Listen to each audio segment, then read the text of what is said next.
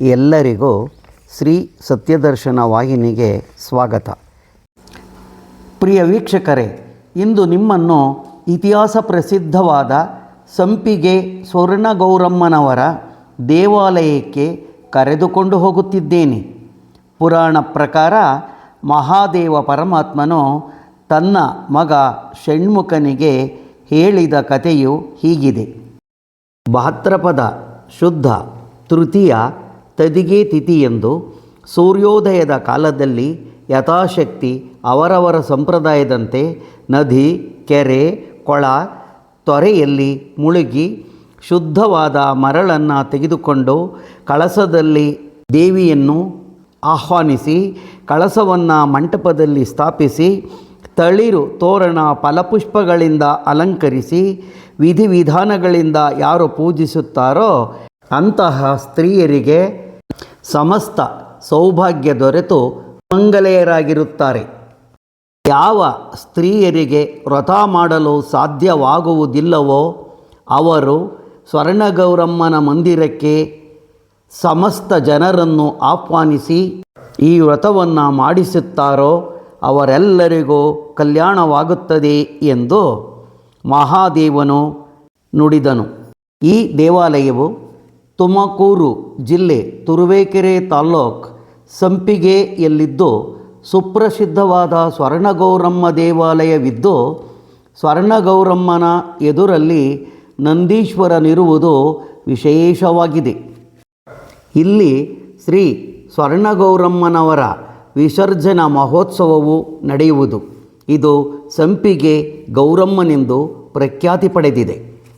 ಶತಮಾನಗಳ ಹಿಂದೆ ಮಠದ ವಂಶಸ್ಥರ ಸಾಧ್ವಿ ಮಹಿಳೆಯೊಬ್ಬರಿಗೆ ಶ್ರೀ ಸ್ವರ್ಣಗೌರಮ್ಮನವರು ಕನಸಿನಲ್ಲಿ ಬಂದು ಪ್ರತಿ ವರ್ಷ ಭಾದ್ರಪದ ಮಾಸದ ತದಿಗೆ ತಿಥಿಯೆಂದು ಬರುವ ಶ್ರೀ ಸ್ವರ್ಣಗೌರಿ ವ್ರತದ ದಿನ ಈ ಪುರದ ಎಲ್ಲ ಜನರನ್ನು ಸೇರಿಸಿಕೊಂಡು ವಿಧಿವಿಧಾನಗಳಿಂದ ವ್ರತವನ್ನು ಆಚರಿಸಿದರೆ ನಿನ್ನಿಂದ ಎಲ್ಲರಿಗೂ ಕಲ್ಯಾಣವಾಗುತ್ತದೆ, ನಿನ್ನ ವಂಶ ಪಾವನವಾಗುತ್ತದೆ ಎಂದು ತಿಳಿಸಿ ಅದೃಶ್ಯವಾದಳು. ಅಂದಿನಿಂದ ಇಂದಿನವರೆಗೂ ಅದ್ದೂರಿ ಸ್ವರ್ಣಗೌರಿ ಉತ್ಸವವು ನಡೆಯುತ್ತಿದೆ. ಶ್ರೀ ಗೌರಿ ಹಬ್ಬವೆಂದು ಕರೆಯುವ ಸ್ವರ್ಣಗೌರಿ ವ್ರತದಂದು ಮಠದ ವಂಶಸ್ಥರು ತಮ್ಮ ಮನೆಯಿಂದ ಕಲಶವನ್ನು ಪೂಜೆ ಮಾಡಿಕೊಂಡು ಮಂಗಳ ವಾದ್ಯ ಸಮೇತ ಶ್ರೀ ಸ್ವರ್ಣಗೌರಿ ಮಂದಿರಕ್ಕೆ ಬಂದು ದೇವಿಯ ಅನುಮತಿ ಪಡೆದು ಕಲಶೋತ್ಸವದೊಂದಿಗೆ ಪುರದ ಜನರೊಡನೆ ಊರಿನ ಪ್ರಮುಖ ರಾಜಬೀದಿಗಳಲ್ಲಿ ಮೆರವಣಿಗೆ ಮಾಡಿಕೊಂಡು ನೀರಗಂಟಿಯ ಸಮೇತ ಊರಿನ ಕೆರೆಗೆ ಬಂದು ಕೆರೆಯ ಮಧ್ಯದಲ್ಲಿ ನೀರಗಂಟಿಯು ಮುಳುಗಿ 3 ಇಡಿ ಮಣ್ಣನ್ನು ತೆಗೆದು ಕೊಡುತ್ತಾರೆ. 3 ಇಡಿ ಮಣ್ಣಿನಲ್ಲಿ ಸಿಗುವ ವಸ್ತುಗಳ ಆಧಾರದ ಮೇಲೆ ಆ ವರ್ಷದ ಮಳೆ, ಬೆಳೆ ಹಾಗೂ ಸಮೃದ್ಧಿ ಲೆಕ್ಕಾಚಾರ ಮಾಡುತ್ತಾರೆ. ಈ 3 ಇಡಿ ಮರಳಿನಿಂದ ಶಾಸ್ತ್ರೋಕ್ತವಾಗಿ ಅಲ್ಲೇ ಶ್ರೀ ಸ್ವರ್ಣಗೌರಿಯನ್ನು ಮಾಡಿಕೊಂಡು ಪಲ್ಲಕ್ಕಿಯಲ್ಲಿ ಕೂರಿಸಿಕೊಂಡು ಮಂಗಳ ವಾದ್ಯದೊಂದಿಗೆ ರಾಜಬೀದಿಯಲ್ಲಿ ಮೆರವಣಿಗೆ ಮಾಡಿಕೊಂಡು ಹೋಗುವಾಗ ಪುರದ ಮುತ್ತೈದೆಯರು ಶ್ರೀ ಸ್ವರ್ಣಗೌರಮ್ಮನವರಿಗೆ ಧೂಳು ಬಾಗಿಣವನ್ನು ಭಕ್ತಿಯಿಂದ ಅರ್ಪಿಸುತ್ತಾರೆ.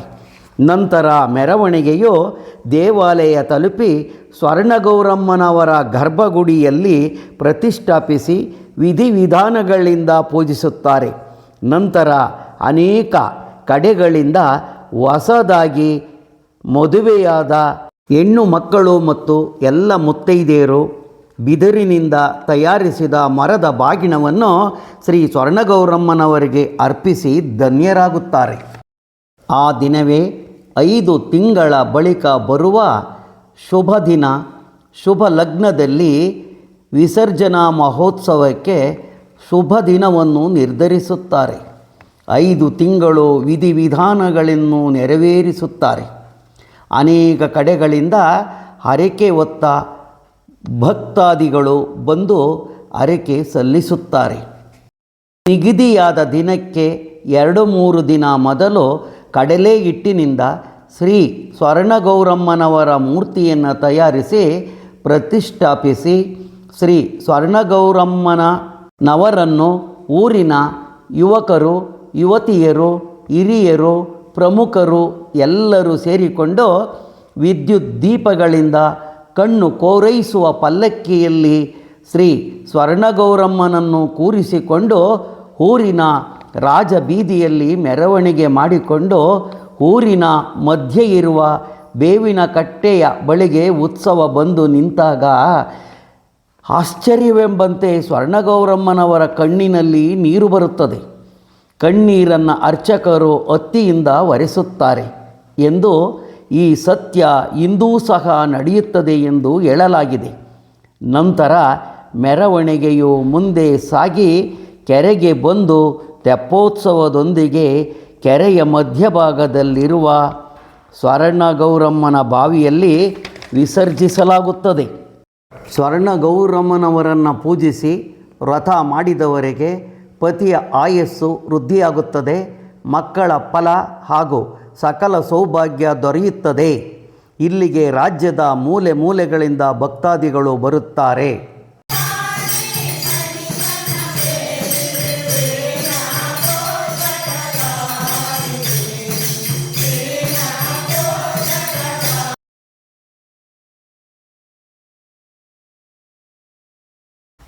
ನೀವಿನ್ನು ನಮ್ಮ ವಾಹಿನಿಗೆ ಚಂದಾದಾರರಾಗಿಲ್ಲದಿದ್ದರೆ ಚಂದಾದಾರರಾಗಿ.